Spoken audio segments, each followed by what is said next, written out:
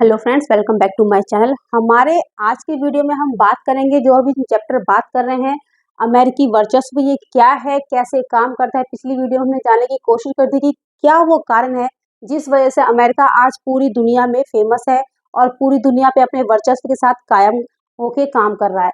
वो क्या रीजन थे जिसकी वजह से पूरी दुनिया में एक अमेरिका ही इकलौता देश बन चुका था जिसके पीछे सारी दुनिया चल रही थी। इन सारी बातों पर हमने चर्चा कर ली है। हम अगली वीडियो में आज की क्लास में जाने की कोशिश करेंगे कि वो कौन से चार 1990 में, जब 1991 में जब अमेरिका से और यूएसएसआर का जो विघटन हो गया था, 1991 में जब यूएसएसआर का विघटन हो गया था, तो वो क्या ऐसे रीजन थे जिस वजह से अमेरिका पूरी दुनिया पे अकेले वर्चस्व को कायम कर लिया बहुत अच्छे से। 1991 के बाद से ऐसे चार ऑपरेशन जो अमेरिका ने किए थे जिस वजह से आज भी अमेरिका का दबदबा पूरी दुनिया पे कायम है। साथ ही पिछली क्लास में हमने ये भी जाना था कि वो कौन से ऐसे पॉइंट्स है जिसके बेसिस पे हम कह सकते हैं कि हम अमेरिकी वर्चस्व से बच सकते हैं। अमेरिकी वर्चस्व से बचने के हमने कुछ उपाय भी जानने की कोशिश करी थी। अब आते हैं आज की क्लास में। आज की क्लास में हम जानेंगे कि अमेरिका के वो चार इंपॉर्टेंट ऑपरेशन कौन कौन से थे जिसके बेसिस पे अमेरिका आज भी पूरी दुनिया में बहुत ही ज्यादा रुतबे के साथ काम करता है। देखिए, बिना समय नष्ट किए आइए बात करते हैं। सबसे पहले देखिए, प्रथम खाड़ी युद्ध, ऑपरेशन डेजर्ट स्टॉर्म या कंप्यूटर युद्ध। ये प्रथम खाड़ी युद्ध, ऑपरेशन डेजर्ट स्टॉर्म और कंप्यूटर युद्ध तीनों एक ही है। ये तीनों नाम एक ही ऑपरेशन के। सबसे पहले आप इस कंफ्यूजन को दूर कर लीजिएगा कि ये अलग अलग है। प्रथम खाड़ी युद्ध, ऑपरेशन डेजर्ट स्टॉर्म या कंप्यूटर युद्ध, तीनों एक ही है। सबसे पहले ये समझिए। अब ये हुआ कब था? ये हुआ था 1990 में। 1990 में इराक ने कुवैत पर हमला कर दिया और उस पर कब्जा कर लिया था। इराक ने जब कुवैत पर हमला किया और कब्जा कर लिया, तो यूएनओ ने, जो हमेशा चुप रहता था, यूएनओ ने बहुत ही जोर शोर से कार्यक्रम चलाया और कुवैत को मुक्त कराने की कोशिश की। जब इराक ने कुवैत को मुक्त करने से या उससे लड़ाई करने से, विवाद से दूर रहने से मना किया, तब अमेरिका ने, यूएनओ ने क्या किया? यूएनओ ने एक ऑर्डर दिया कि आप जाइए, सभी लोग मिलके, सभी देश मिलके कुवैत को मुक्त कराइए। कुवैत को मुक्त कराने के लिए 34 देशों की मिलीजुली सरकार और 66,000 सैनिकों ने मिलके एक ऑपरेशन चलाया।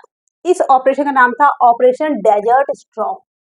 इस ऑपरेशन का नाम था ऑपरेशन डेजर्ट स्टॉर्म और इस ऑपरेशन के तहत सभी सेना ने, देखिए, लगभग इसमें जो ये ऑपरेशन चला, 66,000 जो सैनिक थे, 34 देशों की सरकार थी, लेकिन 66,000 सैनिक में 75% सैनिक सिर्फ कहाँ के थे?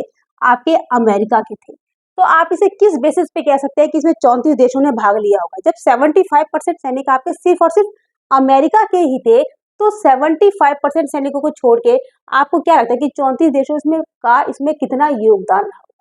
यहाँ पे कुछ नहीं था, सिर्फ और सिर्फ अमेरिका अपने बड़ी चढ़ी वर्चस्व वो दिखाने की कोशिश कर रहा था। अमेरिका यहाँ पे अपनी सैन्य ताकत को दिखाना चाहता था दुनिया को।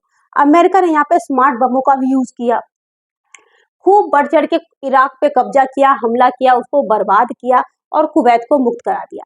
ये बात और है कि अमेरिका कहता है कि हमने यहाँ पे जो काम किया वो कुवैत को मुक्त कराने के लिए इराक पे हमला किया, लेकिन कुछ विशेषज्ञ से कुछ और ही बातों की संज्ञा देते हैं।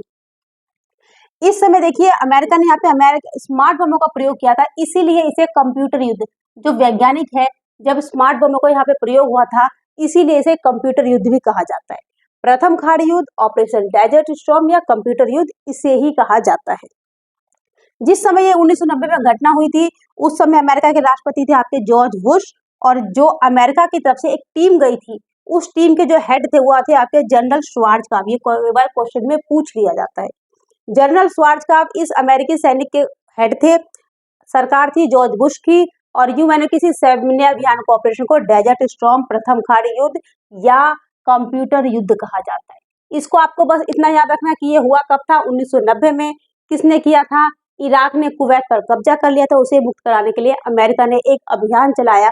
उस अभियान का नाम था ऑपरेशन डेजर्ट स्टॉर्म। बस इतना ही आपके लिए। ये कुछ बेसिक पॉइंट है जिससे आपको याद है। अब आते हैं हम अगले ऑपरेशन पे, सेकंड ऑपरेशन पे। सेकंड देखिए, ऑपरेशन इन्फिनाइट रीच। सेकंड है आपका ऑपरेशन इन्फिनाइट रीच। यहाँ पे क्या हुआ था? ये हुआ था आपका 1990 में, ये हुआ था आपका 1998 में, 1998 में। सीरीज वाइज आप अगर पढ़ेंगे तो आपको हमेशा याद रहेगा, कंफ्यूज आप नहीं होंगे। 1990 के बाद हम 1998 पे आ जाते हैं। यहाँ पे किसकी सरकार थी? क्लिंटन की सरकार थी। यहाँ पे जॉर्ज बुश की सरकार थी 1990 में, 1998 में क्लिंटन की सरकार थी। यहाँ पे एक्चुअली क्या हुआ था, देखिए क्लिंटन का जो सरकार था तो अमेरिका के जो अलग अलग 2 दूतावास थे, एक आपका दार एस सलाम तंजानिया में, दार एस सलाम एक तंजानिया एक देश है, ठीक है, और नैरोबी केनिया में, इन 2 जगहों के अमेरिकी दूतावास पे बमबारी हुई, अलकायदा हमले हुए। देखिए जो बमबारी हुई, हमले हुए, यहाँ तक तो ठीक था, लेकिन अमेरिका ने इसका जिम्मेदार किसको ठहराया? अलकायदा को। यहाँ पे अलकायदा वाला ने नहीं कहा कि हमला किया, अमेरिका ने जिम्मेदार ठहराया अलकायदा को। अब क्लिंटन ने अलकायदा के खिलाफ एक ऑपरेशन चलाया कि आपने हमारे 2 दूतावासों पे जो हमला किया है उसके बदला हम आपसे लेंगे, और इसलिए क्लिंटन ने क्या किया, यहाँ पे इनके खिलाफ एक ऑपरेशन चलाया। इसी ऑपरेशन का नाम उन्होंने रखा ऑपरेशन इन्फिनाइट रीच। अमेरिका द्वारा क्लिंटन की सरकार में 1998 में अलकायदा के खिलाफ चलाया गया ऑपरेशन इन्फिनाइट रीच था। इतना आपको समझ आ गया। इस ऑपरेशन में अमेरिका ने सूडान, अफगानिस्तान, यहाँ पे जो अलकायदा के ठिकाने थे यहाँ पर हमला किया और उनको बर्बाद करने की पूरी कोशिश की।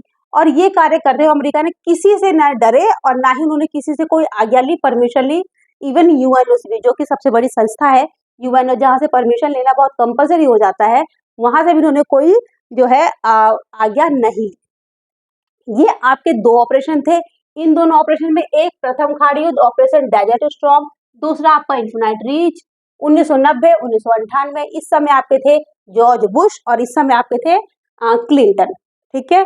ये 2 आपको ऑपरेशन। अब बाकी हम बचे हुए और 2 ऑपरेशन की बात करते हैं, आइए उसको भी समझने की हम कोशिश करते हैं।